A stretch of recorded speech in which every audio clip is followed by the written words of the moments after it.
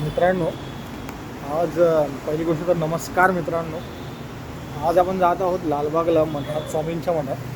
खूप अनफिल्टर्ड असं स्वामींचं मठ आहे. दादरचं प्रभादेवीचं सगळ्यांनी बघितलंच असेल, पण जे डिला रोडला पण सगळ्यांनी युजली बघितलंच असेल ते मठ. पण आता हे लालबाग रेल्वे वर्कशॉपच्या पाठीमागे जे आपण सगळीजणं बरेचशा यूथ जो आहे तो गणपतीसाठी तिथं जातो परेल वर्कशॉपला, त्याच्या मागेच ते मठ आहे. ॲक्च्युली मलाही एवढं माहीत नव्हतं. आज मी शुभम बरोबर चाललो. शुभम मला दाखवणार आहे ते मठ. तर बघूया आज आपण ते किती सुंदर आहे, कसं आहे मठ आहे. ऑब्वियस सुंदर असणार आहे. थोडं एक्सप्लोअर करूया ते. त्याचबरोबर परेल वर्कशॉपचा अपडेटही या चॅनलवर तुम्हाला नक्कीच येईल. चला भेटूया आपण. स्वामींचा हा मठ परेलमध्ये इतका सुंदर, ओपन आणि पीसफुल आहे की मी कायच सांगू. मी स्वतः खरं तर हा पहिल्यांदाच मठ बघितला होता, थँक्स टू शुभम. तुम्ही पण ह्यामध्ये म्हणजे किती लोकांनी बघितला हा मठ, मला प्लीज कमेंट करून सांगा.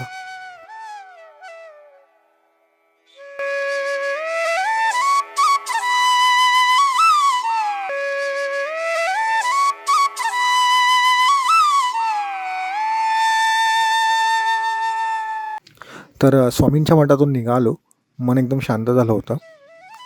तसंच शांततेचं एक वेगळं रूप मला परेल वर्कशॉपमध्येही बघायला भेटलं. खरं सांगू तर तिथे जाण्यासाठी काही कारण नाही लागत, कारण ज्या बाप्पाची आपण वर्षभर वाट बघत असतो तो तिकडे घडत असतो. आणि प्रत्येकालाच उत्सुकता असतेच की यावर्षी आपला बाप्पा कसा दिसणार आहे. त्यामुळे तिथे बरेच जण येतात, खूप जण येतात, गर्दी करतात, बघत असतात की आपला बाप्पा कसा दिसतो आहे.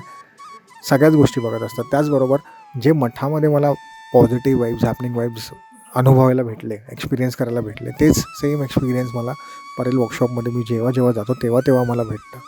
त्यामुळे खरंच तिथे जायला मला कारण नाही लागत आणि मला आवडतं तिथे जायला. चला पुढे बघूया आपण अजून. त्या वर्कशॉपमधून निघून आम्ही विचार केला कुठेतरी काहीतरी खायला जाऊ. पण खायचं काय, तर इंस्टाग्राम रील बघून आम्हाला आयडिया आली की जोरको लोअर वेस्टला जे सिच्युएटेड आहे आपण तिथे जाऊया. तर खूप चांगली जागा आहे, खूप मस्त आहे, जेवणही चांगलं आहे. तर तुम्ही नक्कीच हे ट्राय आउट करू शकता.